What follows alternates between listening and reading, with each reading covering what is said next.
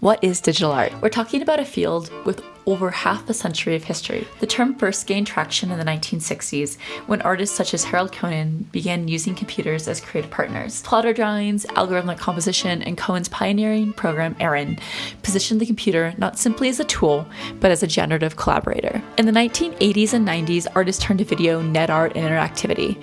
Nam June Paik used video and satellite transmissions to collapse geographical boundaries, while artists like JODI and Olia Lialina, who was an early mentor of mine and even presented my GIF art at a conference together in Bologna in 2014, explored the aesthetics and political possibilities of the early internet. This was also the moment when questions of interface, accessibility, and the politics of code began to become central to digital practices. In the 2000s and 2010s, we saw an explosion of work in areas such as VR, immersive environments, and blockchain. Most recently, AI has become a dominant force, seen in the work of artists such as Rafik Anadol, who embrace AI as a generative, expansive force. It's within this broader genealogy that I place Facetune Portraits. Unlike the generative exuberance of AI art often celebrated today, this series engages with a more everyday tool, Facetune. Facetune and beauty filters, designed to smooth, reshape, and standardize facial features. Facetune embodies AI not as creativity, but as homogenization. By translating this app into painting, Facetune Portraits exposes the way AI-driven beauty standards compress individuality into a narrow template of desirability. In a sense, the work participates in the history of digital art by interrogating the tools that structure our visual culture, but also complicates that history. Where much of digital art has highlighted expansion, novelty, and play, Facetune Portraits insists that digital tools are equally about